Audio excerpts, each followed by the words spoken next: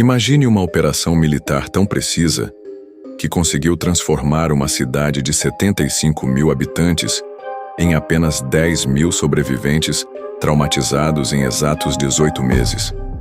Imagine muralhas de 12 metros de altura sendo derrubadas não pela força bruta, mas por uma estratégia psicológica tão genial que quebrou a mente dos defensores antes mesmo de quebrar as pedras.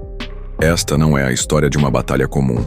Esta é a história de como Nabucodonosor II, rei da Babilônia, executou uma das operações militares mais devastadoras da história humana, um extermínio calculado que apagou Jerusalém do mapa e mudou para sempre o destino de uma civilização inteira.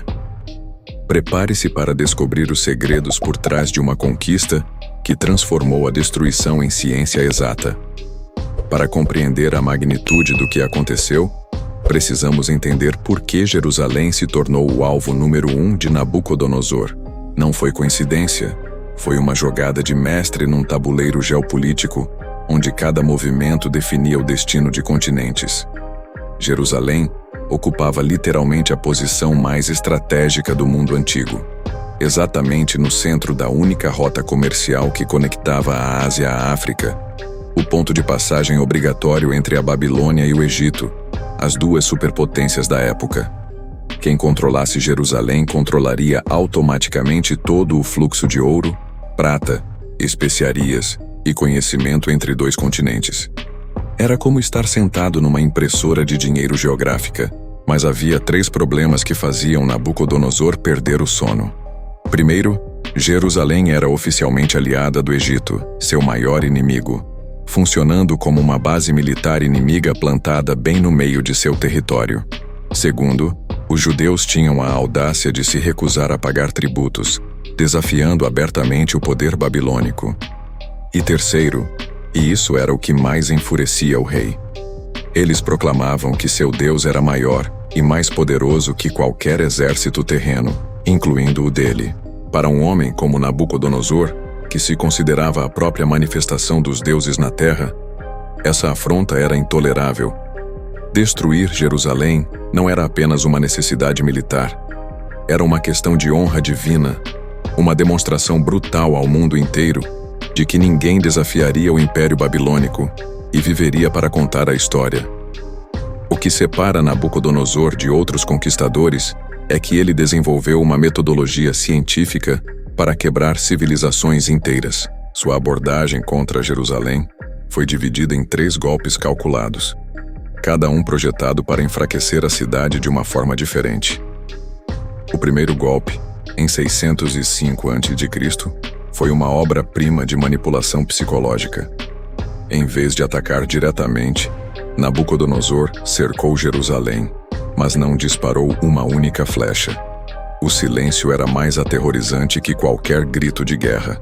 Então, ele ofereceu uma proposta generosa ao rei Jeoiaquim: me entreguem os jovens mais brilhantes da nobreza para serem educados na Babilônia.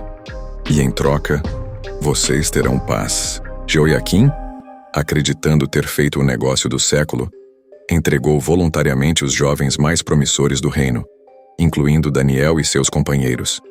Mas Nabucodonosor estava jogando um jogo 1000 vezes mais sofisticado. Ele não queria apenas os jovens. Ele queria quebrar o futuro de Jerusalém pela raiz. Ao aceitar o acordo, Jeoiaquim se declarou vassalo da Babilônia, perdendo a independência sem perceber. E mais importante, Nabucodonosor garantiu que a próxima geração de líderes judeus seria moldada sob sua influência. Era um golpe de gênio que destruiria Jerusalém de dentro para fora. O segundo golpe veio em 597 a.C., quando Jeoiaquim se rebelou. Desta vez, Nabucodonosor veio pessoalmente, na frente de seu exército completo. O jovem rei Joaquim, que havia assumido o trono há apenas 3 meses, abriu os portões e se entregou numa tentativa desesperada de salvar seu povo. Nabucodonosor executou o segundo golpe com precisão cirúrgica. Primeiro, saqueou o Templo de Salomão, levando utensílios sagrados e grandes quantidades de ouro, não apenas pelo valor material, mas para humilhar espiritualmente o povo judeu. Depois executou a jogada mais inteligente. deportou exatamente 10.000 pessoas, mas não qualquer pessoa. Nabucodonosor levou especificamente todos os líderes políticos, intelectuais, artesãos especializados e soldados treinados, todos que sabiam governar, lutar, construir ou ensinar. O que ficou foram apenas camponeses simples e o povo mais pobre. Em uma única operação, ele transformou Jerusalém numa cidade fantasma intelectual, removendo cirurgicamente todo o cérebro da civilização. Para completar a humilhação, colocou Zedequias como rei fantoche, um homem sem autoridade real, controlado à distância como uma marionete. Por 11 anos, Jerusalém existiu como uma sombra de si mesma, esperando o golpe final. Em 588 a.C., Zedequias cometeu o erro do século. Pressionado pelo povo e influenciado por promessas vazias do Egito, declarou rebelião contra a Babilônia. A reação de Nabucodonosor foi de fúria absoluta. Não haveria mais acordos. Ele vinha para apagar Jerusalém do mapa de uma vez por todas. O que se seguiu foi a aplicação mais brutal da arte militar antiga. Em janeiro de 588 a.C., Nabucodonosor literalmente construiu uma segunda cidade ao redor de Jerusalém. Uma muralha completa com torres, criando um cerco hermético que impedia a entrada de qualquer pessoa, animal ou grão de comida. Seu exército foi organizado em turnos de 24 horas, mantendo pressão constante. As armas eram o que havia de mais avançado. Arietes gigantes, catapultas que lançavam pedras incendiárias e equipes de escavadores que sapavam as fundações das muralhas dia e noite. Os ataques eram coordenados simultaneamente no Portão Norte, Torre Leste e Fundação Sul, como Einstein mais tarde descreveria como ação coordenada em múltiplas dimensões, cada movimento calculado para criar máximo impacto. Mas a arma mais letal não era de ferro, era o tempo. Nabucodonosor sabia que a fome quebraria a resistência muito mais eficientemente que qualquer espada. À medida que os meses passavam, Jerusalém se tornou uma prisão a céu aberto. Primeiro acabaram os grãos, depois as pessoas comeram animais domésticos, depois couro fervido, cascas de árvores, qualquer coisa comestível. Nos últimos meses, o livro de Lamentações registra algo chocante. Mães começaram a cozinhar seus próprios filhos. O instinto maternal foi completamente destruído pela fome extrema. Era exatamente isso que Nabucodonosor queria: quebrar não apenas a resistência militar, mas a própria humanidade dos defensores. Dentro das muralhas, 75.000 pessoas foram reduzidas a fantasmas vivos. A autoridade colapsou, soldados desertaram e o caos se instalou.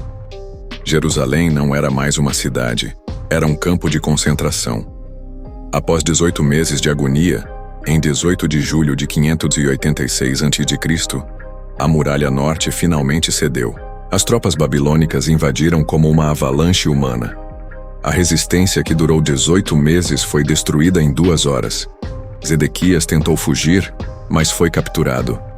O que Nabucodonosor fez com ele entrou para a história como um dos atos de vingança mais cruéis já registrados. Primeiro, forçou Zedequias a assistir à execução de seus próprios filhos. Depois, soldados aqueceram barras de ferro e furaram ambos os olhos do rei, que foi levado cego para a Babilônia como troféu vivo. Nabucodonosor havia guardado o pior para o final. O Templo de Salomão foi deliberadamente deixado intocado durante o saque inicial. Em 5 de agosto de 586 a.C., Nabuzaradã entrou no templo, saqueou todos os objetos de valor, 650 toneladas de ouro puro e 1.300 toneladas de prata, e depois ordenou que o Santo dos Santos fosse queimado. O fogo durou 3 dias.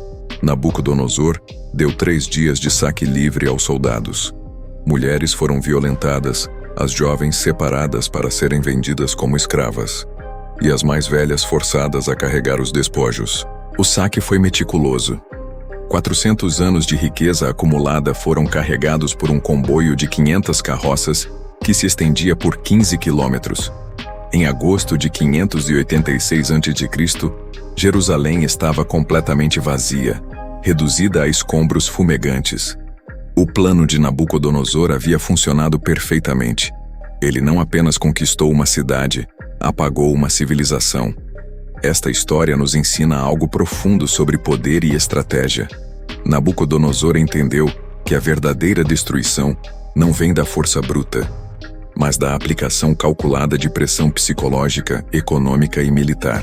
Ele transformou a guerra em ciência, aplicando golpes sequenciais que quebraram não apenas as defesas físicas, mas a própria alma de uma nação. O mais impressionante é como essa metodologia se tornou um modelo para impérios futuros. A técnica de deportação seletiva, removendo especificamente as mentes brilhantes de uma sociedade, seria copiada pelos romanos, pelos mongóis e até mesmo por regimes totalitários modernos. Nabucodonosor havia descoberto algo que poucos líderes compreendiam.